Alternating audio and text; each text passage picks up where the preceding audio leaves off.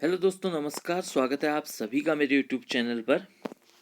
दोस्तों, प्राचीन इतिहास से संबंधित प्रश्नोत्तरी श्रृंखला मेरी चल रही है, उसका यह दूसरा पार्ट है। इस वीडियो में हम 10 प्रश्न डिस्कशन करेंगे और मेरे साथ इन्हें सॉल्व कीजिए और अपने जो तैयारी है उसको भी जांच लें। तो बढ़ते हैं टॉपिक की तरफ। मेरा यह प्रयास आपको अच्छा लगता है तो मेरे वीडियो को लाइक ज़रूर करें और मेरे चैनल को सब्सक्राइब भी कर लें। आने वाले वीडियोस में और महत्वपूर्ण प्रश्न लेकर आऊँगा। तो पहला प्रश्न है, ऋग्वेद की रचना कहाँ हुई थी? तो दोस्तों, ये ऑप्शन आपके सामने है, पढ़ लीजिए इनको। 5 सेकंड है आपके पास, आप उत्तर दे सकते हैं।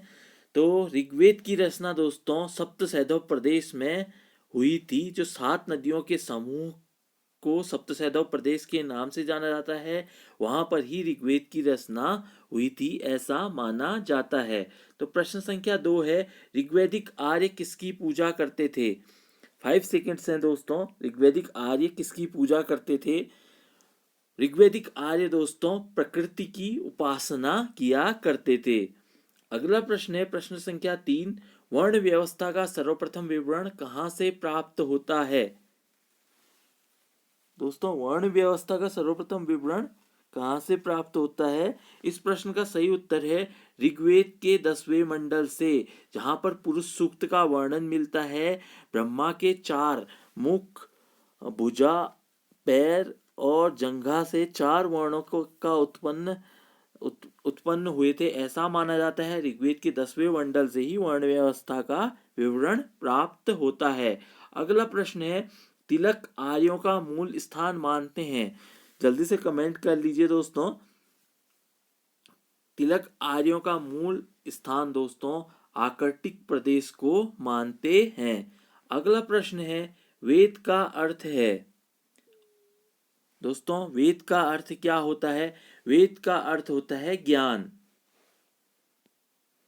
अगला प्रश्न है, पुराणों की संख्या कितनी है? तो पुराणों की संख्या दोस्तों कितनी होती है? जल्दी से कमेंट बॉक्स में मुझे बताइए।